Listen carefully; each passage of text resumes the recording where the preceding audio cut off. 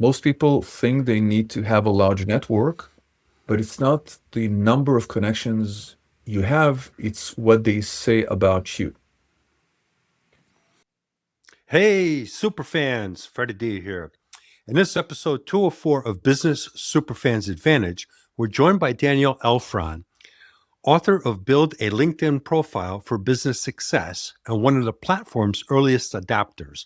Active on LinkedIn since 2004, Daniel tackles a challenge many service based business owners face. LinkedIn is incredibly powerful, yet wildly misunderstood, and most people are doing what's popular instead of what's smart. After training thousands of professionals, Daniel developed a simple, authentic method to generate leads and revenue without cold contacting, paid ads, premium accounts, or pretending to be someone you're not. If you're a 40 plus entrepreneur who wants LinkedIn to actually work for you and your business, this conversation will change how you think about networking and growth. Welcome, Daniel, to Business Superfans Advantage. Great conversation we had before we started recording. You're all the way from Israel, Tel Aviv area. I'm all the way in Arizona, the Scottsdale area. Welcome to the show. Thank you very much, Freddie, for having me on the Business Superfans Advantage. So tell me a little bit. You started getting involved in 2004 on LinkedIn. I think most people didn't even know LinkedIn existed back then. I mean, I learned about it in 2008. And I just put my name and photo up there and a couple little things, and that was it. And so it's come a long way as a business tool, but I don't think people are leveraging it efficiently as a tool, and that's where your expertise comes in. So tell us a little bit about how did it all got started? What's the backstory that got you into kind of the LinkedIn business? Pleasure. I'd start with a person I trusted, and they sent me an invitation. And I said, if that serious person is on that thing, I didn't know even what it was, then I need to check it out. And 2 years later, I was a quota carrying salesperson, and LinkedIn helped me slash my sales cycle by 30%. And that was my aha moment. And I started to see what's under the hood and then started helping friends. They wanted me to train their sales force. And one day you wake up and you say, let's specialize and let's drop everything else. And LinkedIn has over 1 billion and 400 million users. And since we started this chat on the Business Superfans Advantage, hundreds of people have signed up. Every second, 3 people sign up. That's crazy. And back when I was selling the manufacturing software, engineering and manufacturing software, like I mentioned before we started recording, we didn't have any tools like LinkedIn and all that stuff. It was you bought the directory, which you paid $300 to $500, and then they had SIC codes, and you looked for your SIC code of your market, and then you had pages of companies, and then you had to manually write that down or manually take it from the book and type it into some form of CRM before you could do anything with it. So things have dramatically changed over the last several decades. They have, and trade shows are less important than they used to be for service providers, and we need to act differently. So tell us a little bit about how do you coach people to improve their LinkedIn profile and then how to leverage that for business growth. As you mentioned earlier, that helped you slash a significant amount of prospecting time and grew your sales tremendously by leveraging LinkedIn. I don't think people, especially in a service-based business, do spend the time to leverage that. It goes back to the very concept of superfans. Most people think they need to have a large network, but it's not the number of connections you have, it's what they say about you. And the simplest question I would ask the audience is, if you had to pick one Freddy in 3 years' time, would you rather be the most connected or the best connected? Oh, the best connected, for sure. The best connected means that when I look up your profile, LinkedIn will show me names of our mutual connections, which are Alexandre Filippo, co-founder of Podmatch, and Dvora Lensky. If I needed to reach out to you, I feel comfortable reaching out to Alex or to Dvora and say, I'd like to have a conversation with Freddy D. Do you think you know him well enough? Do you feel comfortable enough to make the introduction? And if they make the introduction, we can have a meaningful conversation thanks to their name. My name doesn't mean anything to you at that point. But someone who would say, Freddy, Daniel, I think you two should speak, can help us tremendously grow. And referrals is a very big source of revenues for service providers. And how do you really kind of build that profile? Because I think a lot of people put stuff up there, and I know that I've gone through numerous iterations of my description and trying to make it SEO friendly and blah, blah, blah. And at the end of it, and now you use AI to try to do it, and it's still, in my mind, not the best. It's a work in progress, but the questions I would ask is one, who's your ideal reader? And two, what action would you like Freddy, that person, to perform once they visit your profile? And for most service providers, it would be visit a certain website. So let's make sure that this link, the best link we want to show people, is prominent and featured. And let's try to help them see the right information at the right time, helping them to understand that we are part of the solution. It may take them hours. They may want to check you outside of LinkedIn, but we have to grow the funnel and move as soon as possible out of LinkedIn into real life.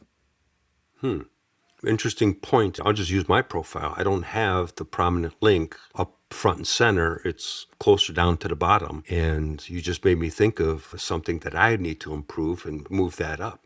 Some service providers, I think it's best to actually revisit our profile, say every quarter, just to maybe add another term and stuff like that. And maybe once a year, read it from A to Z and decide, do I want people to go to school.com, eProsperity Hub? Would I rather they go to frederickdudek.com? Or would I want them to schedule a meeting or do something else? And when we pivot, it's very easy for us to make our profile show the right direction to the right people. So, how do you work with somebody that says, okay, Daniel, I'd like to improve my profile on LinkedIn. I have no clue what I'm doing. I've got stuff up there. I've always been an employee, and now I'm kind of transitioning to having my own little bit of a business, because the profile is completely different if you're working for a company than you are running a business. It is, but the discussion I would have is not about LinkedIn at all. Consider LinkedIn as a black box that needs to serve your business. So I would ask you questions about your business, about your ideal clients, about the way you want to reach those people. And only once we determine that, then we'll look at your profile. Because the profile could be revamped in an hour, but it makes sense to understand who the ideal reader is. Okay, so let's go through that a little bit of an exercise so that we get some benefit for our listeners and at the same time positions you as an expert in that area. So who would be the ideal reader for you today? Today would be a service business, whether it's professional or trade. The fundamentals are still the fundamentals in business. So someone that's having challenges where their business is plateau, got some turnover of employees because it's a competitive market out there. They've ghosted their customers because most service businesses, and I'm not putting anybody down, but this is reality. You've done a great job. You've taken care of the customer. They're super happy. You never reach back out to them again. I just share the story of when I got divorced in over a decade plus ago. I had two realtors that were professional service people helping me sell my house. It worked out because my ex-wife didn't like one of the realtors and liked the other one, so we got it done.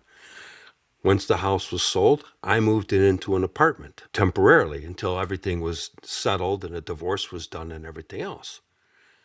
I never heard from those realtors ever again. And a year was up with my lease. I was ready to buy a house because everything was settled and everything else. I ended up finding a different realtor, and then I ended up buying an investment house on top of it. And so they lost out on two opportunities, not because they didn't even say, hey, Freddie, it's been 6 months. How's things going? Are you thinking of staying in an apartment? You're looking at a house? Nothing. Crickets. So I'm not a super fan of those two. And more importantly, that goes back to what I was saying earlier, that a lot of times you've done a great job with that customer and they love you for what you did, but then you ghost them. You don't put them on a newsletter. You don't reach out and say happy birthday, or it's been 1 year anniversary since we worked together, just reaching out and saying hi. And those are the ideal people that I can help transform the growth engine that's staring them right in the face that they haven't realized is there. You're absolutely right. And it's a pity you need to reach out to someone from your networking group instead of nurturing you. We don't have to attract new clients. We need to start serving the ones we've worked with. And birthday is a great opportunity. I know you use a system to send Yep. cards, physical cards. I won't have time for that because your birthday is coming up on Monday. Yep. But I'll try to send you an email at least and ask how you've been. And the opportunity, LinkedIn shows us the people who have their birthday if we visit our notification tab. Either ignore it, Freddy, or send a cookie cutter happy birthday. By the end of the day, you received 449. You're not looking forward to the next one. So invest 60 seconds, look at what that person has shared, go back to your email, look for that email, see the threads or the conversations you had in the past, reply to one of those emails, and try to help that person either by recommending someone they need to speak with, or maybe a resource, a meetup, a podcast, and ask them a question. And 99% of people will not do that because they don't have time to invest in that relationship. If you don't have 60 seconds to invest in that relationship, maybe you two don't have to be connected on LinkedIn. Right? No, you bring up an important point because it's really all about building those relationships. And just 2 years ago, actually going on 3 years now, because I scaled a language services company by about $1 million, and it's documented. And that's one of the things that we did was we started reaching out to all of our contractors that were the language, specialists, and recognizing them and communicating with them. We stayed in contact with our customers. I landed a large government agency in the healthcare space. And every month we would have a scheduled meeting to just see what was going on, any issues and everything like that. Then we'd spend 5 minutes on business and 10 minutes BSing about what vacation you were thinking of, she was thinking of going on, where I was going on, what was going on in our life, what restaurants they went to, and all that stuff. And she was a super fan of me. When I was selling into other government agencies for that company, she was referenceable and I would name drop. And you get to a point where you've got a certain name and people don't question it, because if you're talking to that person, then you're okay in my book. And you've collapsed that whole sales cycle dramatically. You're absolutely right. Because people who are referred to us are warm leads, they're less price sensitive, and they often end up becoming super fans themselves. We have to service them, we have to maintain the highest quality possible, but it's a lot easier than knocking on people's doors and say, you don't know what I do, but here's the solution to your problem. Grow your existing super fans, even if you have one. A single person is responsible for over 80% of my revenues in the last decade. Wow. It's even too much. It's risky. I need to diversify. But you don't say no to that because they help people qualify and disqualify the prospect. If they think you're not a good match, they will not be a referral partner. And if they meet someone who could be a good client for you, they will do everything they can to help you start a conversation with that person. Oh, sure. I mean, I owned a digital marketing agency and I don't own it anymore, but I still have a handful of customers from those days that strictly want to work with me. And we're talking 10 plus years relationships, because I do send them birthday cards. I reach out to them. I send them holiday cards. I send them around Thanksgiving. You flip the words around for US, but I look at it as giving thanks when you flip it around. And so that's when I reach out to my past customers or people that I'm afraid associate with and express gratitude for them and et cetera. And that's how you nurture that. And another example that I want to emphasize that you talked about with that one individual that's become a major resource. There's a video on YouTube that I saw years ago. It's a master class, attraction marketing. It's a concert, and there's a guy by himself, you may have seen this, dancing on the hill like an idiot. And everybody's looking at this guy like an idiot, and he's dancing all by himself. And people are laying down and are watching, and Finally, someone dances a little bit with him, but they leave, and he's still standing by himself. Finally, he gets one person. Now, two of them are dancing by themselves, looking crazy. And people are still laying on the carpets and on the side of the hill watching it. All of a sudden, four people come and they start joining. And then two more start coming. And then a couple more coming. And then people that were sitting on the grass, they get up and they run into it. And before everybody's running into the party where the action is. And that's because that guy created super fans of one person. That attracted more, and that momentum took off. And that's what you're really talking about with having your guy that you've had for over a decade, who's a super fan of you, and he's created that momentum that has built your business over the last decade. I love the story in the video, and then what he really created is one superfan. One superfan can grow our business tremendously. And funny thing is that some clients of mine, I had a conversation with them maybe 5 or 7 years ago, and I didn't think I was a good fit. They were at the stage where I could not help them, so I referred them to someone else. And 5 years down the road, they came to me because they were ready now for what I could offer them. I had no idea they would even remember me, but instead of trying to grab every piece of business that's possible under the sun, we need to focus on the super funds we can serve, and we'll sleep better. We'll have better revenues, we'll have better profits and better margins. We don't have to serve them all. A very important point, because when you are dealing with the ideal customer, your ICP, your ideal customer profile, your messaging resonates with them automatically, and they're going to resonate with your messaging. So you're collapsing that whole aspect of it. And now you've got someone that is interested in what you're offering versus you trying to push something into them that may or may not be what they're looking for. And unfortunately, a lot of salespeople thinking about, I got to meet quota and I got to make the sale. And if they would flip that script a little bit, and how can I help people? And maybe my solution's not the right one. And it's okay for me to recommend someone else's product because that gives me integrity. And it also gives me the fact that I'm a knowledgeable and I'm a resource. And you can't put a value on that. A question we could ask someone we meet, someone new, is who would be a good referral for you? And by shifting the emphasis instead of what we are interested in into that person and asking them that question, what will happen is that you will tell me something about your ideal client, and I will not need to scout or look for those people, because maybe 2 weeks down the road, I'll meet someone and then I'll say, I think you need to speak with Freddy D. Simply because you told me the service provider is your ICP. And you've got that label in my mind. And at one point, I will find a service provider and I will wonder if you could speak with that person. So ask, what sort of referrals are you looking for, and who would be a good referral or good introduction for you? And your mind will start working.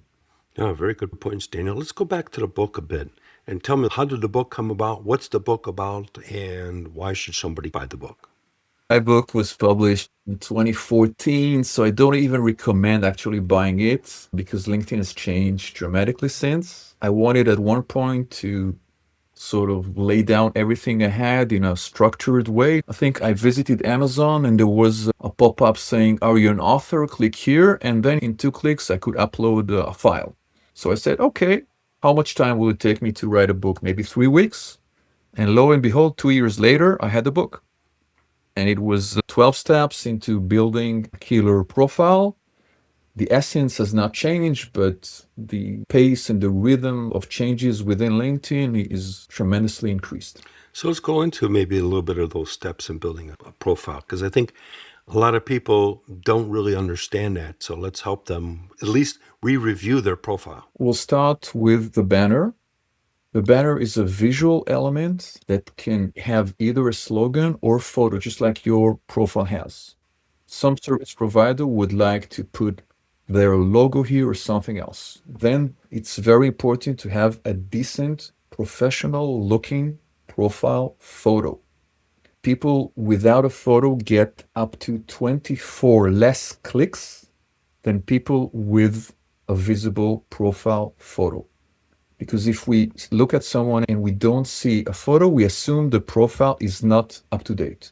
So first thing, make sure we've got a professional looking photo and upload a banner. Everything we'll mention is free. It takes literally less than 5 Now, let minutes. me ask a question. On the banner, I put a rainbow, which was from a ship looking at the Maria Island in Tahiti. And so I thought the rainbow is, hey, you're in a rainy situation. I'll help you transform into a sunshine. Life is good. That was my idea behind it. But should I put a logo in there and all that stuff for a message, or should I just make it a different business header? Or does it really matter? It doesn't matter that much. No one will dislike the photo. The photo is beautiful, the rainbow is visible. I'm not sure everyone will translate the photo into the idea we had in mind, but that's fine. What we could do is ask ourselves three simple questions. Are you happy with the photo, the rainbow photo? Do you like it? I'd like it. Yeah, I should probably put a message, and that would probably go from there. Okay. And the second question, people who know you well, when they see that photo, do they say, yes, that is Freddy all over, that's his style, that resonates with him?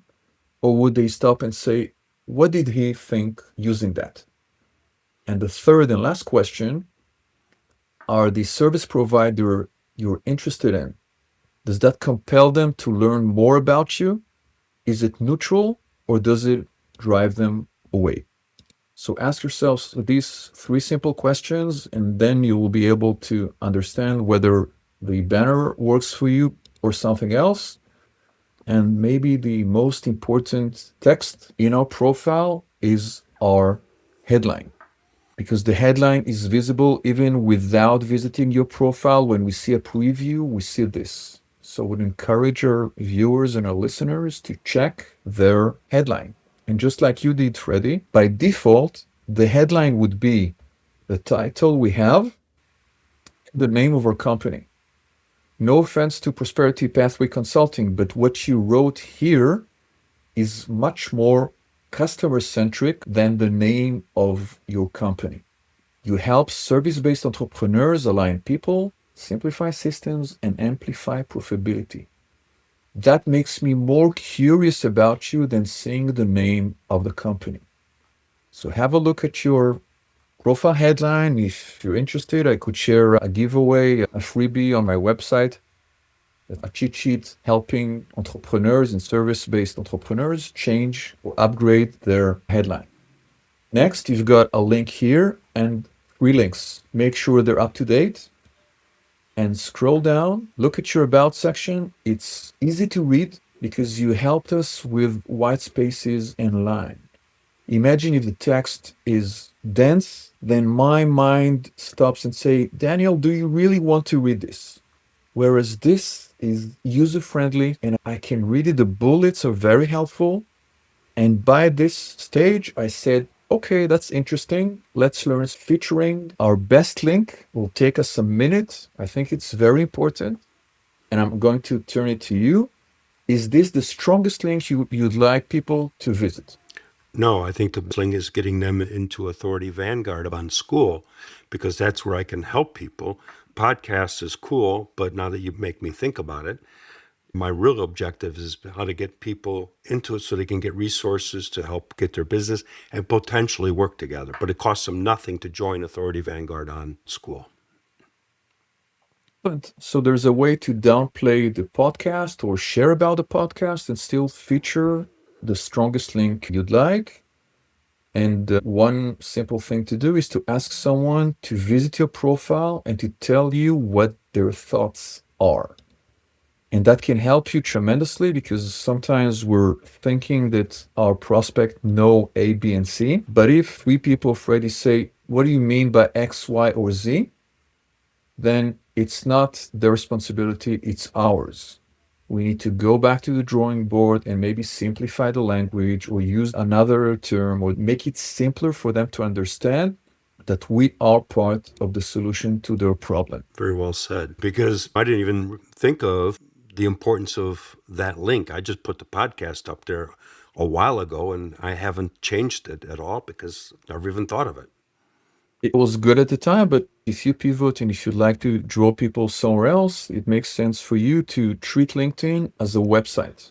Going back to the entrepreneur and not the employee, for the employee, it makes sense to have their CV. So when did you work for that company? But as entrepreneur or service-based entrepreneurs, we want to consider LinkedIn as a website that needs to convert our ideal reader. It's less interesting for the clients you're going to work with to understand, but the way you can help them is more meaningful, can increase the chances of them being interested in checking you out. I think that would also work for an employee because they would want to share what they bring to the table, that company, by hiring their services. Because that's something I learned when I was working as an employee in the years before. I would walk in on an interview with a 90-day plan already put together. I would always win the job because nobody came in prepared. I did my homework. I did everything else. I laid out, here's what I plan to do in the first 90 days. Most people were like, whoa. And then we were talking about and tweaking and adjusting the plan. And that was already the presumptive close that I had the job because we were already talking about tweaking the plan. And that was something that I did. So what you're sharing is really the same kind of strategy. I love it. It makes you stand out from the crowd. And instead of waiting for question number 15 and at one point will fail, it makes the discussion that they can actually visualize you stepping into the employee's shoes and delivering what you want to do. So it's a great way to switch the conversations into something that's more interesting. Right. Yeah, because now it becomes a collaborative conversation. You're no longer the one on a hot seat that you're sweating and everything else because you don't know what the next question is going to be and all that stuff. Now you're much more in control of the whole conversation. Right? We could actually switch the same questions we asked earlier. Who's the ideal reader? So if you're an employee, the ideal reader is your next hiring manager. That's it. And as a service provider, usually the ideal reader is our prospect or our ICP, like you mentioned. Right. And you need to be talking, whether it's really an employee or a individual business owner, they need to be talking to the audience. And both of them have audiences. They're just different audiences. We discussed the importance of the right metrics. So maybe we could dedicate a minute to this. Forget about the LinkedIn metrics and focus on the real life business metrics. This is the simplest tip I could suggest. Don't fall in love with LinkedIn impressions, followers, connections, SSI. Get back to the basics, your bank account. Imagine you have a discovery call, and before LinkedIn, you only had one discovery call a week or two discovery calls a week, and you could convert one of them into business. And by using LinkedIn, you now have three discovery calls instead of two, and you manage to convert two of those into paying clients. So you have doubled your revenue because you've used LinkedIn in a certain way, and you can gain a lot of money with very few connections. And you might have a gazillion connections without being able to translate them into revenues. Would you rather have more revenues or more connections? Well, that's an obvious answer. Revenue, obviously. And let's get into it because we still have some time. How is AI coming into the LinkedIn conversation here? Like AI is entering every conversation fast and we don't know what to expect. The ability to write perfect posts, something that used to take most people hours, and some people would rather have a root canal and sharing something on LinkedIn. Now, the funny thing is, because it's too perfect, we are less interested in reading some of that content. So showing our vulnerable side or talking about our failures in a genuine way can be perceived as being humans and us having written that post and not just AI. You can use AI. AI is a great tool, but you should call the shots. Your favorite AI tool suggested A, B, and C. Are you happy with A, B, and C?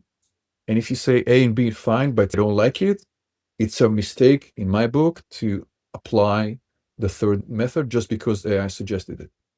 You have a real life personality. You don't have to create another personality just for the sake of LinkedIn. Very good point. Because I use AI a lot. I've been using it for several years now, especially when I was with the language services company. But I use it to just improve my writing. That's really what I use AI the most for, is to improve what I've put together, clean up the grammar, make it look good. I used to use Grammarly. I can just drop it into ChatGPT. I've also written prompts for my podcast show that I can extract information from the transcription. I can provide a nice introduction of the guest. I can take a nice outro, post the recording of the show, where at the end, I kind of recap what the episode was all about. I use AI to help do that. And then I still read it, tweak it, and improve it. But yeah, I use it as a complement to what I'm doing. What made you interested in the concept of superfans initially? Great question. When I look back in my career in the CAD CAM space that I was in for almost 3 decades, was the fact that my customers were my sales team. And I used to pre-computers, though I had a Mac that I used to carry around with me in the late 80s and 90s. But I would have a day timer with all my customers I put them all in the system. I wrote my own CRM back in 86 using a relational database called Helix on the Mac. So it's very basic, but it kept me some notes and things like that on the customer. And then later on, I used another CRM, and I would print out all the companies in the address book on my day timer, and I could take notes in the meeting. And somewhere along the line, I knew that all my customers were referenceable. They were all super fans of me because of the way I treated them, spent time with them, and everything else.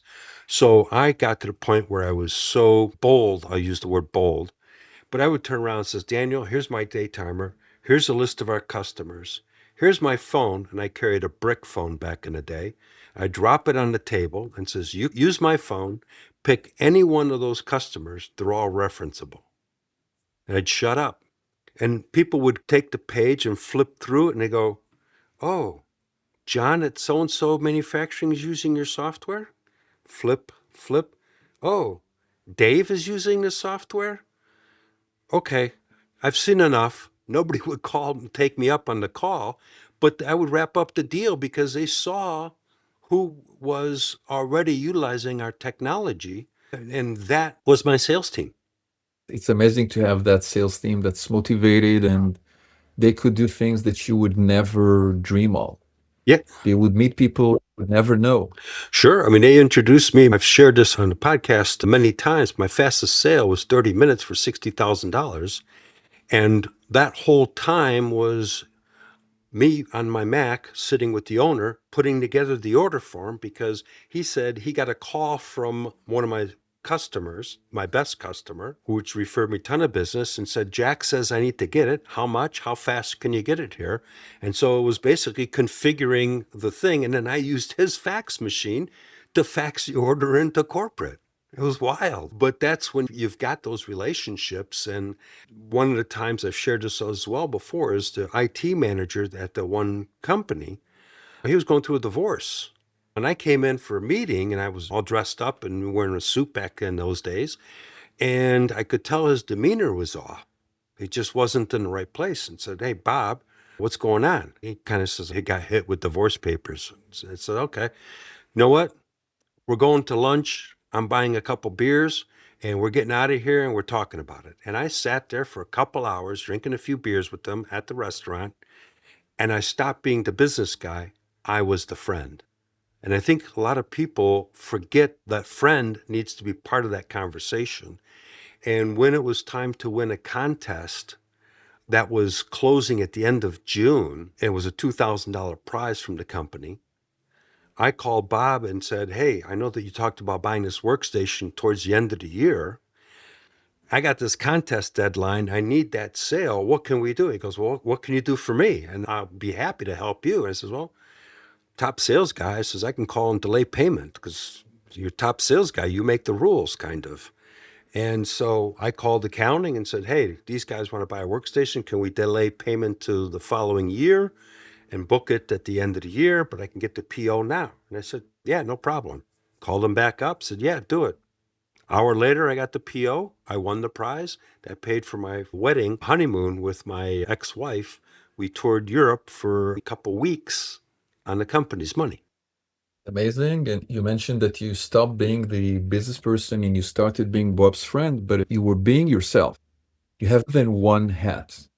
You could be a businessman, you could be a friend, and they're not mutually exclusive, Like, yeah, they're intertwined.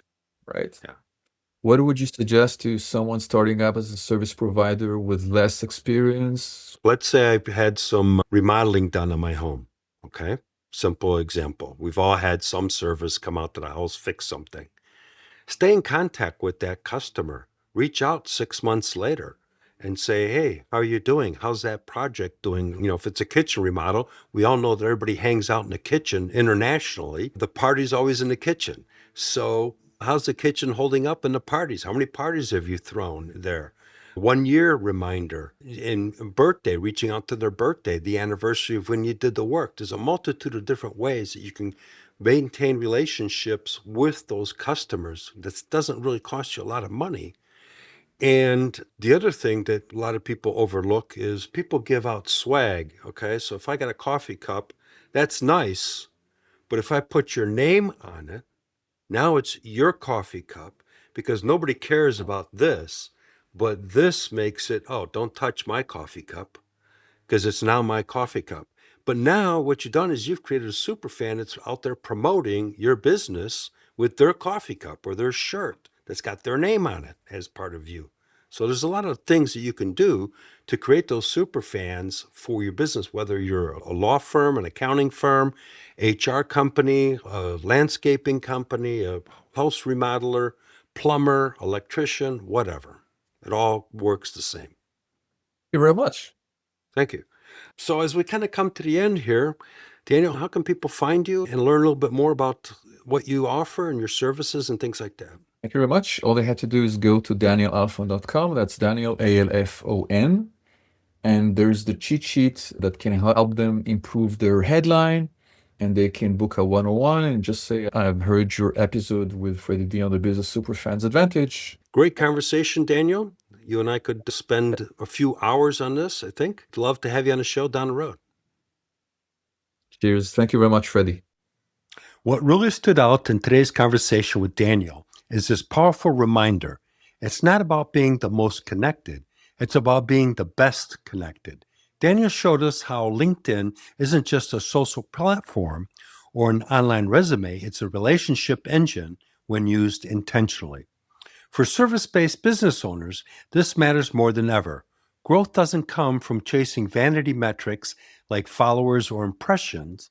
It comes from nurturing real relationships, building trust, and turning satisfied clients into active referral partners. One strong connection, one true superfan can outperform hundreds of cold prospects.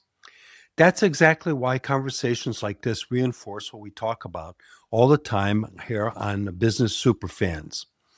Sustainable growth happens when you stop selling at people and start serving with purpose. And Daniel's insights give you a practical roadmap to do just that.